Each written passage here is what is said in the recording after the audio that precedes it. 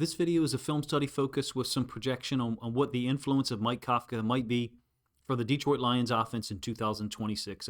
A unique situation with Drew Petzing being hired as the offensive coordinator and Mike Kafka, someone who probably could have gotten an offensive coordinator job somewhere in the NFL or high-level college football, choosing to take a high-ranking offensive assistant position in Detroit under Dan Campbell. Talk about some of the data at first. They were in 11 personnel, just above league average, but of course some of that could be skewed for the 10 games where Brian Daboll was there before he got fired as the head coach. Overall, for 2025, the Giants finished in 11 and 12 personnel 92% of the time. But if you combine 12 and 13 personnel, you're looking at 37% usage where multiple tight ends are on the field. Not as drastic or not as heavily weighted as the Drew Petzing offense, but I think some of that is just more so dependent on the personnel that New York had at his disposal. I'm going to focus on the film here and really just dive into 11 personnel stuff. There's some slightly unique play concepts here, and to be honest with you, a lot of similarities to things we would have seen in a Detroit Lions offense, but particularly before Morton got there, when Ben Johnson called the plays for 3 years. 11 personnel run game, oftentimes relying on pullers or motion pre or post snap. Now, motion post snap doesn't make sense, but there'll be a couple of examples in here that hopefully make sense. First of all, he loves to attack the A-gap defender or the B-gap bubble. It does so in a multitude of ways. So by having the tight end set to the Giants' right-hand side, this is against the Commanders, I think, in Week 15, he controls where the three technique is going to be. So this is straight out of the Penei Sewell playbook. Pull the tackle, a same-side run concept. We saw this with Jahmyr Gibbs multiple times, 2023, 2024. It's supposed to be a little bit more downhill maybe.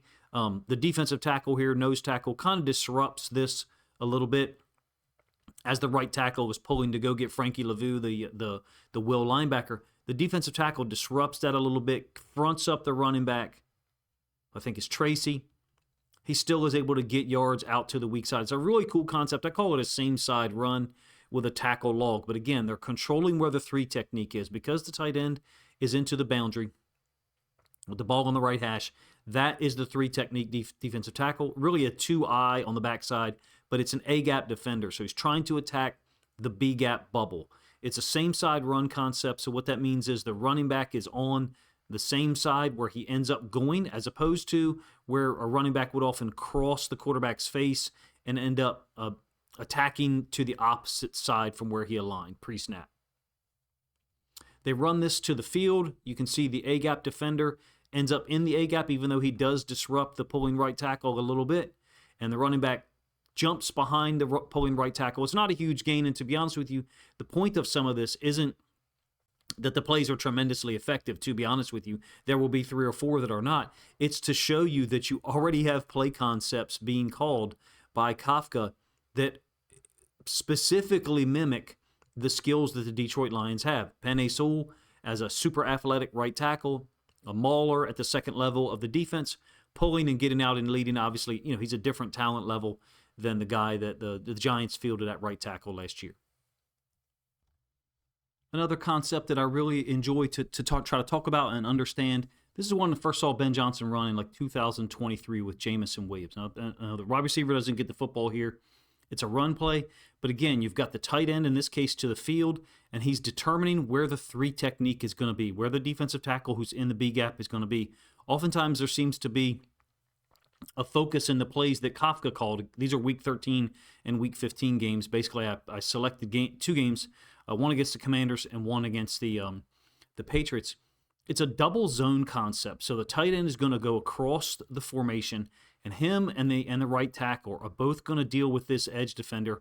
I think it's Von Miller. They end up pancaking him. But what I really like about this play occurs post-snap, and it's the wide receiver to the outside flashing across the heels of the offensive line.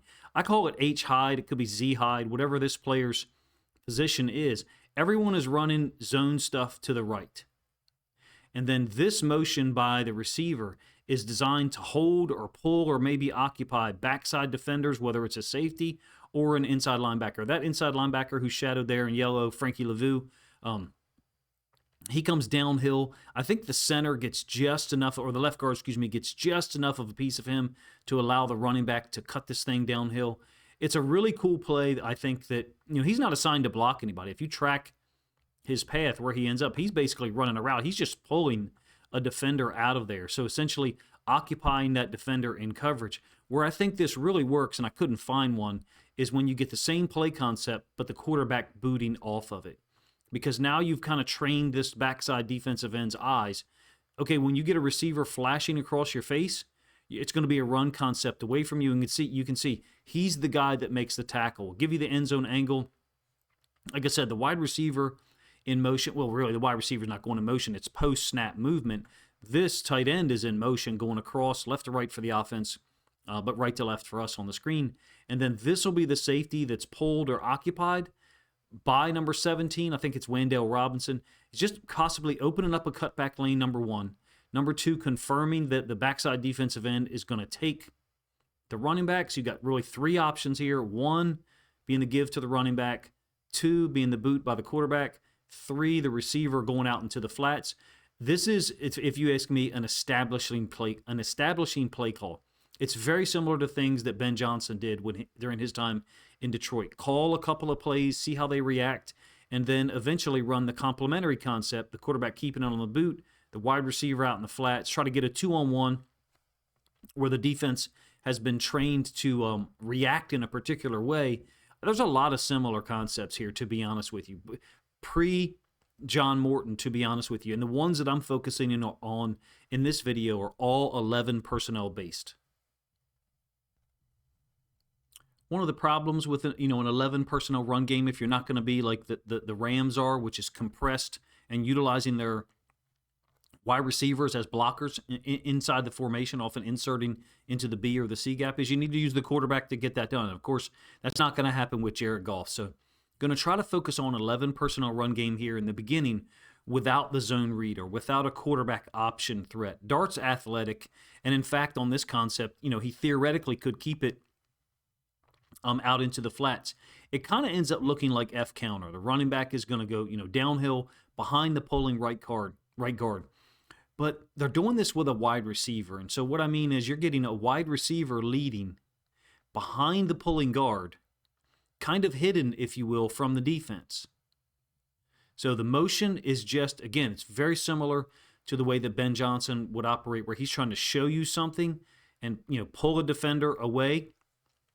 Just like with the post-snap movement by Wan'Dale Robinson on the previous play concept that I showed you. And then you've got the pulling guard who's going to lead up. And then this wide receiver who's going to also follow that puller into the hole. The tight end, it's base blocking on the defensive end, so it's not actually counter. Because if it was counter, then this tight end would be moving up to the second level. The pulling guard would kick out this edge defender, and that's not what they're running here. This is, again, he's adding players to the run fit from an offensive standpoint without using the quarterback in the run game. There were some quarterback run concepts, and in fact, I'll show you one a little bit later. The last run concept I show you will have Jackson Dart, reading in a dual option, very similar to some stuff that Lamar Jackson and the Ravens have done for years. It's a cool play out of 11 personnel, very Rams-esque if you ask me. Two pullers, one of which is a guard, one is a wide receiver, and then the tight end into the boundary, base blocking on the defensive end, and they're running through that lane, through that gap. This one ends up hitting for 14 yards. It's a perfect play call for this alignment. So what I mean is the Patriots are in a really bad look. They've got a one technique or a gap defender, maybe call them a 2-eye if you want to, that's fine. And then a 9 technique outside the tight end. So you end up with a 2-gap bubble, meaning you've got A gap covered by the defensive tackle, B gap open, C gap open, D gap is closed, occupied by the defensive end. 2-gap bubble is never a good idea. And so it ends up looking like a gap scheme, right? Because you get a down block here. The tackle is working up to the linebacker, and he's really going to torque his body to make that linebacker, end up not being able to play or help out in this gap. There's the base block by the tight end. It's a cool concept. I like the play. Like I said, ends up hitting for 14 yards. Patriots, in a really poor look, I think, pre-snap. A couple of more from that Patriots game. And there does seem to be some opportunities on 3rd and 2, 3rd and 3, even a 3rd and 4 against the Patriots where New York and Kafka were, okay, we're going to run the ball downhill. We're not going to get 8 or 9 yards, but we're going to make sure we get 4. And this is one of them. It's a joker set. So there's a wide receiver and a running back into the backfield. The wide receiver motion is briefly going to pull Robert Spillane out of the box because he's trying to get coordinated with the safety about who should go. So it's an unblocked defensive end. We're talking about this guy right here. So you do have a read concept, but they've widened him up by utilizing a tight end. There always seem to be these small little ways to create more space. And what I'm talking about is imagine this zone read play with Jackson Dart is run and this tight end is not here. Then this player would be a little bit wider than he was pre-snap. We're talking about where his actual feet are. If this tight end is over on the other side, you probably get this D tackle over here. Maybe they don't run the zone read here. My point is, Kafka definitely knows how to manipulate defenses, create a little bit more space for, well, in this case, the running backs, by that edge defender having another, yard or maybe yard and a half to kind of compress down. He is one of the guys that makes, contact on this play. Defensive tackle, inside linebacker are there as well. There's not going to be any zone read option with Jared Goff, obviously, for a lot of reasons. My point in showing this one and others, Kafka is very adept in 11 personnel that either adding additional blockers to the run concept, like you saw 2 snaps ago with what I called F counter log, or creating additional space with the zone read like you just saw on a 3rd and 2. Another 11 personnel run concept, again, against the Patriots on a 3rd and 3. This is split zone. It's a nice little return motion by the running back. What I'm talking about is he's going out in motion to the bottom side of our screen, the left-hand side of the quarterback, and then he'll return back to get an option relationship with the quarterback, basically a mesh phase. This is probably a called give, if you ask me. And when the running back is moving like this, it can create some instability in the mesh with the quarterback. So because he's not stationary, he's not just standing still next to the quarterback in a manner that he's always done in all of your drills. If you practice it enough, then it becomes, there's less margin for error. Or excuse me, you create more margin for error. In this case, the read man is here. He's going to go underneath the tight end's block because I think he recognizes, okay, this is not going to be a keep read for the quarterback because they've got a nickel defender sitting outside of him. So 44 is trying to go inside there for the tight end. The nickel would be available to, or responsible, for the quarterback. It's a downhill play on a 3rd and 2, 3rd and 3. You see a lot of these in their film. Not just these 2 games, to be honest with you. I happened to watch this one because I was doing some prep for the Super Bowl, the Patriots and Seahawks, of course, play on Sunday. And I've put out, I think at this point, 4 different previews focusing on the Patriots defense. Very underrated group, I think. They don't get the credit they deserve. And there's a kind of a notion out there that they're just going to get overwhelmed by Seattle's offense. I just don't see that. I think they play a quality brand there. But in any case, the difference between these 2 guys, Kafka and Petzing, from a simplistic standpoint, yeah, Petzing is more heavier personnel groups. Kafka didn't use that as much in the film that I saw. Again, I grabbed games from after the time period where they fired Brian Daboll. One thing you do see often, he maximizes the space and the talent that he's got, and I think he was perhaps somewhat limited in the personnel groups he could use because of the available tight end talent that they did not have. A really cool run concept that's kind of got a nasty edge or flavor to it. Again, it's out of an 11 personnel group. The Ravens have used this dating back years to when Greg Roman was their offensive coordinator. So it's 11 personnel, and it's a zone cut on the backside. So what I mean is you're getting a running back, maybe a little bit wider path than that. And they're trying to create a cutback lane with the way that they block with the backside guys. So I'm talking about the guard, the tackle, and then this tight end. Watch him return to go cut the defensive tackle. It's a really nasty setup, if you ask me. Talking about this right here, chopping that guy down, or trying to. In addition, the backside tackle, the right tackle, is working to the backside defensive end. So normally in a zone scheme, you're going to work up to the second level, or in fact, he would try to work to control or cut off this backside defensive tackle. But they're doing this in another way. They're functionally trying to do the same thing, create the ability for the running back to kind of bring this thing downhill. That's not the path that he goes, right? There's a lot to say about this. First of all, this right tackle's in a horrible stance all the time, and he can't play out of this stance often. He ends up kind of nose over toes with poor balance, at least on this play. It's not the only one. He's also got very poor pursuit on anything that's away from him. But this cut is what I'm really interested in. It sets a tone on the defensive tackle, lets him know, hey, you're not just going to be able to pursue, but what it really does is allows the guard to immediately go up to the second level. So you can see this kind of splitting of the guard and tackle's responsibility. It's a cool play. I call it a zone cut. Sometimes stretch cut. In this case, the running back hits it downhill, and I think this defensive end edge defender kind of sheds off of the left tackle and makes first contact. Another one up against the Commanders, one that if we do see it in Detroit, it'll probably look slightly different as far as the secondary option for Jared Goff. It's a diamond formation. So 2 tight ends, 1 tailback in the backfield, and they're surrounding the quarterback, Jackson Dart. I call it a dual read, and you may be unfamiliar with it. This is the read man up here to the top side. This tight end is not reading it. He's just arc releasing. So he's trying to see if he can get this edge defender to widen, or if he can get a second level defender to widen as well. That's the whole point in an arc release. The backside tight end and Jackson Dart are both reading that defensive end.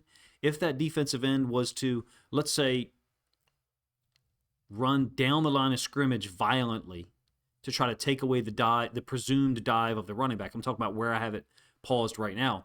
If that happened if that was the defensive end's reaction, then this tight end would read it and he would loop out to the outside, as well as number 84, and Jackson Dart would keep it, and he would have 2 lead blockers out in front.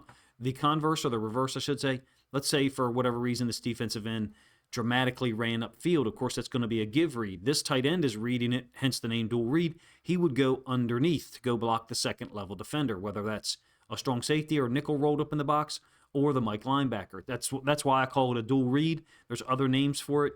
You can see Dart and the tight end both looking at him. They're not going to do this with Jared Goff and have him possibly keep it out to the edge. By the way, it is a touchdown run for Tracy, who's a really tough runner. It's a backside hit off of this. So look at the way that you get a wall here by the Giants' offensive line. Center, right guard, center, left guard, and then the left tackle on the backside. What I do suspect you might see if they run something like this, especially out of 12 personnel, is the front side tight end, instead of arc releasing to go to the second level, maybe the front side tight end releases out into the flats, and if Jared Goff reads it properly, let's say he reads a keep read, then he looks for the tight end out into the flats as an option. Just something that could be added in.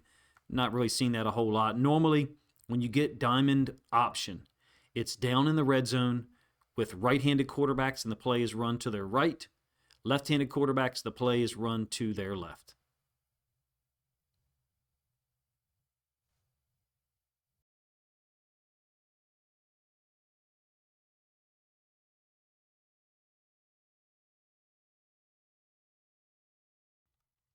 Let's move to some 11 personnel pass concepts.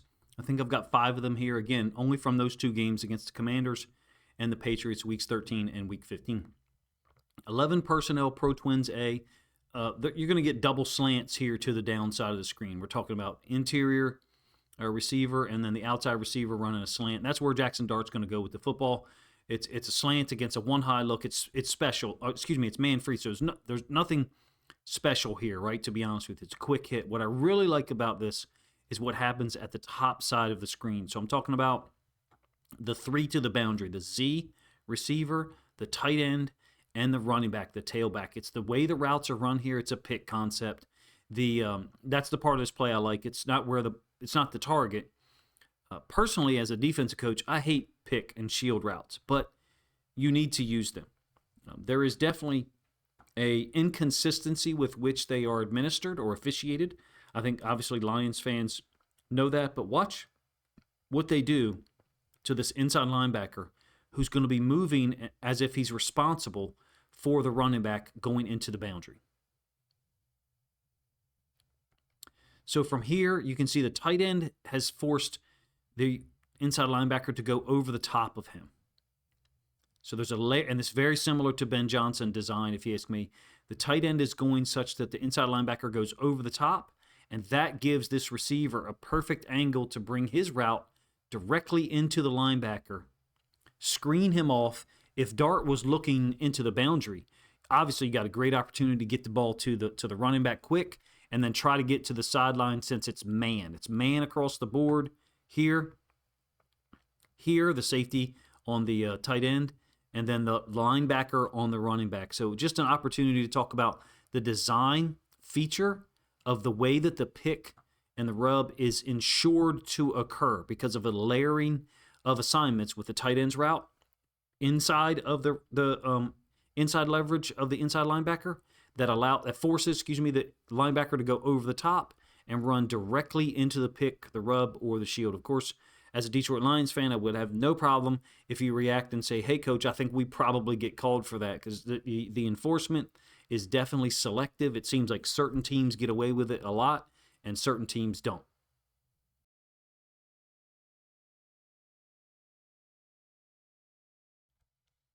Some more prototypical or maybe quintessential applications attacking from 11 personnel with the pass. Again, very similar to Detroit. Going to go play action here from under center. It's man free or cover one. One more time. There's a difference in approach to be sure with some of the stuff that Petzing does versus Kafka. I'm very interested in the merging of those two things. This almost seems like a little bit of a max protect type of philosophy up here for a moment, but then the tight end and the running back will both kind of get out into the route after the play action, but they really seal off and clog up any pass rush from their left-hand side of the offense or the top side of our screen. Clear out route basically by the slot to ensure that the free safety and the nickel defender or DB go with him, and then the dig late down here to the bottom side. I believe it's Darius Slayton. Like I said, the wide receiver and the running back do release late into the routes, but you got this huge mass of humanity up here. Easy read for Jackson Dart to throw the football in there to Darius Slayton on the win against man coverage. I like the way that Kafka stays with concepts that are working, whether it's the run or the pass, to be honest with you. And so what I mean is 3 times you get the type of similar type of plays is what I just showed. I actually skipped here a moment. I'll show you a similar concept in a moment. There's something that he does as far as the screens that both of these plays are going to be unsuccessful. I will be direct with you. It's going to be a middle screen on a 3rd and long. Do I think part of it is also Kafka was dealing with a guy who had come back from injury, I think 2 or 3 weeks prior, in a rookie quarterback in Jackson Dart, and he wasn't sure what Dart would be able to process post-snap? Absolutely. That dynamic will not exist with Jared Goff for sure. You get the running back motioning out, and then they're going to throw the middle screen kind of underneath of this. So they're trying to get guys' eyes or movement, with the running back to the top side of our screen or to the trips, to the field, and then throw the middle screen underneath. So the middle screen is going to Wan'Dale Robinson. Left guard's going to work up to the front side inside linebacker. In addition to that, you're getting a blitzing nickel defender. So Kafka's got him in the right look because they're clearing out space. They're removing one of the available defenders on a screen. Unfortunately, the center is a little bit late, if you ask me. I think he holds on a little bit too long, and he can't get to Robert Spillane. So this middle screen doesn't work. Don't get me wrong. I'm not saying that it's tremendously effective, but I like the concept. It's very similar to something the Seattle Seahawks started to run in 2024 when their offense coordinator, I think, was Ryan Grubbs. Of course, he got fired after 1 season. They moved on to Clint Kubiak, so it's been beneficial for them. But the middle screen is something that really has been effective. And even in 2025, they've retained that concept. Not a ton of teams use it. Again, it wasn't successful here at all, but you got a lot of quick, agile, sudden guys that you can put here.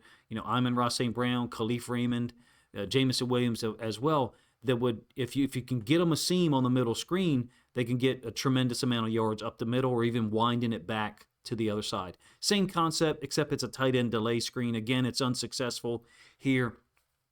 You are going to get a fantastic play by the field side safety from an awareness standpoint. This is very Ben Johnson-esque in that it's to the boundary against a too high safety look. and it's a 3rd and 7. I wonder, like I said, if how much or what Mike Kafka was worried about that Dart might be able to process post snap on some of these 3rd downs.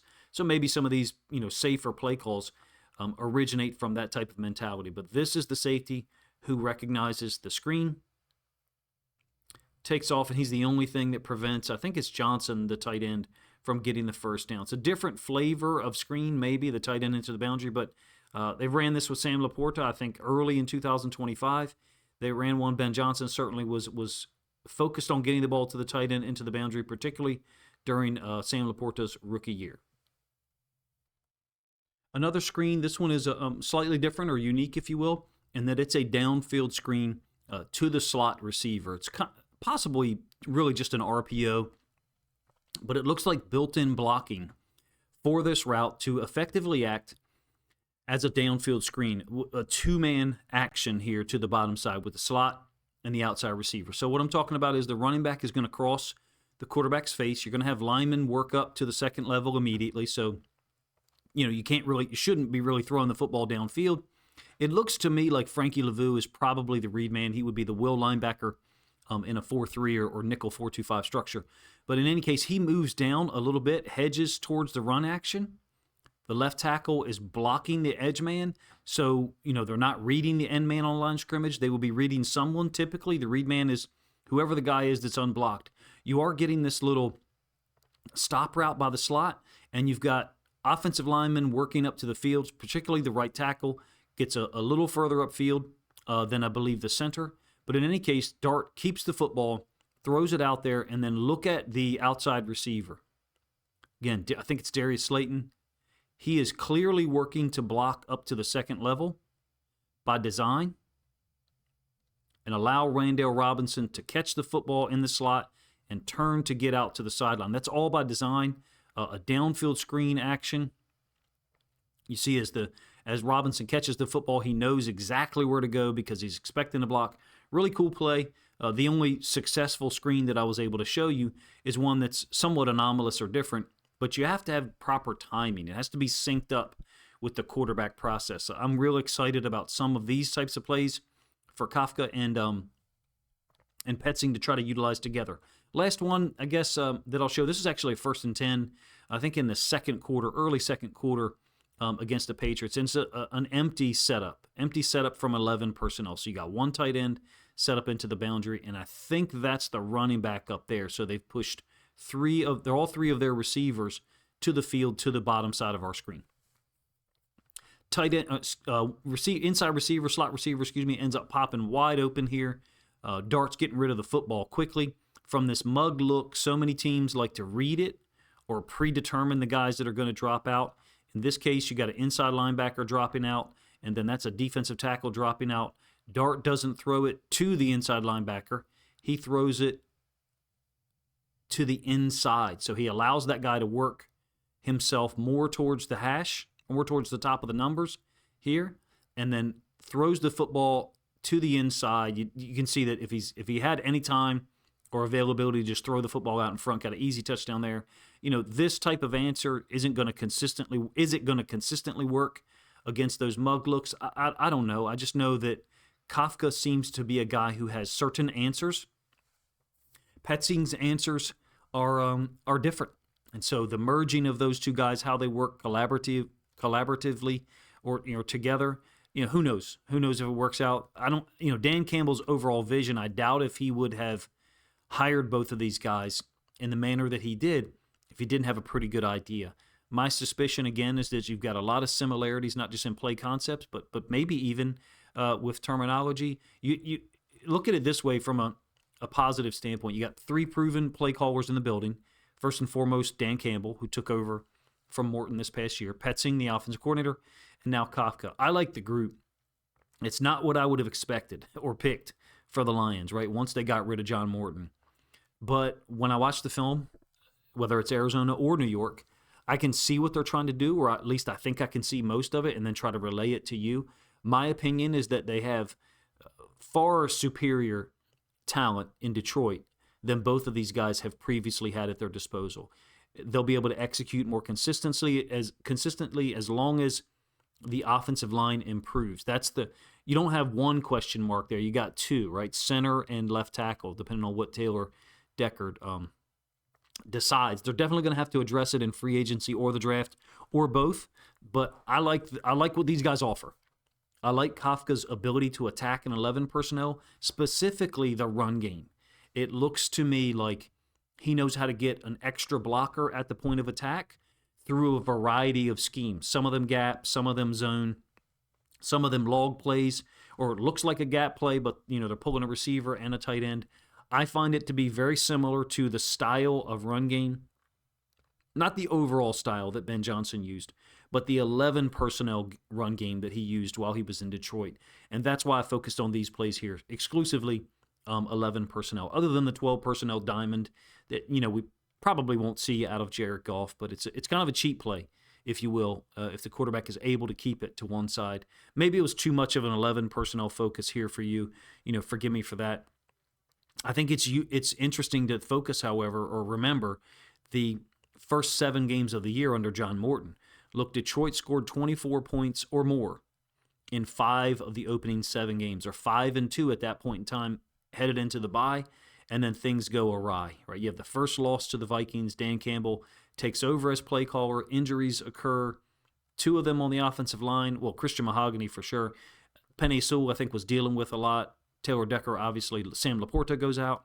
I think that these 2 guys have what it takes for Detroit to come out firing in 2026. The schedule, not nearly as difficult. If you have a healthy O-line with some depth added, these guys have systems in place where Goff will be able to succeed, and he operates at a high level anyway. I don't know. Maybe you disagree, and that's fine. If you disagree, you're probably not listening this long. What is your level of comfort right now in terms of the guys that are in charge of the offense? Petzing as the offensive coordinator, Kafka as a high-level offensive assistant. Campbell will certainly be involved. Maybe it could have been the other way around. Kafka as an offensive coordinator, Petzing in another role. I'm not sure that Petzing would have taken a step back initially accepting a job where he's not the offensive coordinator. I was a little surprised that Mike Kafka did. I thought, even from evaluating the film with what he had to utilize, I think there was a lot of good stuff being done, especially out of 11 personnel. You guys are more than welcome to let me know what you think of the video in the comments section, as well as, along with the plays that I chose to try to illustrate my thoughts. You've got some very similar concepts here out of 11 personnel. 11 personnel wasn't I guess some people would say it wasn't the focus of the Petzing offense, but I think he did utilize it 50% of the time. So you're talking about half of the plays is in 11 personnel, and the same number holds for New York. If you guys enjoyed it, please let me know in the comment section. And if you think other Lions fans would like to hear my thoughts on what Mike Kafka could offer here with his tremendous amount of experience, number one. Number two, his ability to call plays out of an 11 personnel group and attack certain parts of the defense, try to gain numbers, then please consider grabbing a link to this video, sharing it out on social media to help this content get more reach.